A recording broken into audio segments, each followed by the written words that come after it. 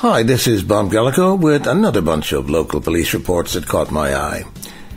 Police received a report at 10 p.m. of a dog possibly being abused at a North Street residence. Police said the man had a pit bull puppy he was training and said the dog had defecated on the kitchen floor.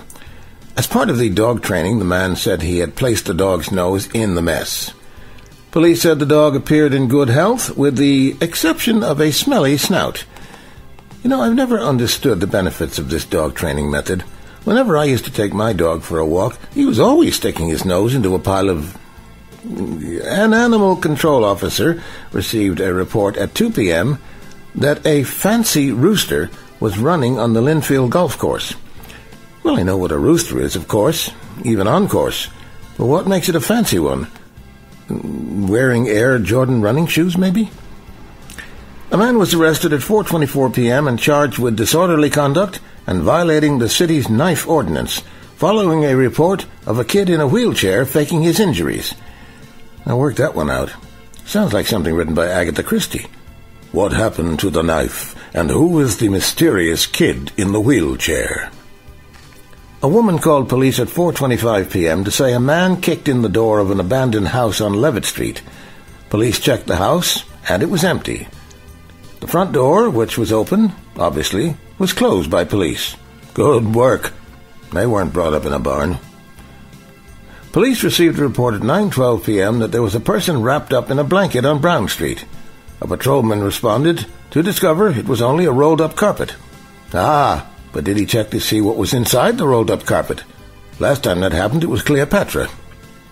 2 men were arrested at 9:43 a.m. and charged with possession of burglary tools, possession of counterfeit money, 2 counts of larceny of more than $250, and 4 counts of shoplifting at J.C. Penney in the North Shore Mall.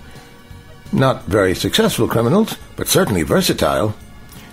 And finally, a man was arrested Tuesday afternoon when he tried to walk out of the Macy's downtown crossing on Washington Street store sporting a new wardrobe that didn't belong to him, according to police.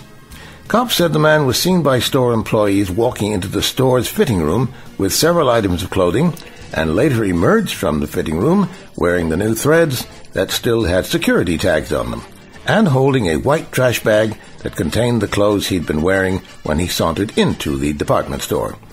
The items of clothing he was wearing when he tried to leave the store included a 2-piece gray Calvin Klein suit, a pair of black Hugo Boss shoes, a white Van Heusen shirt, and a blue tie.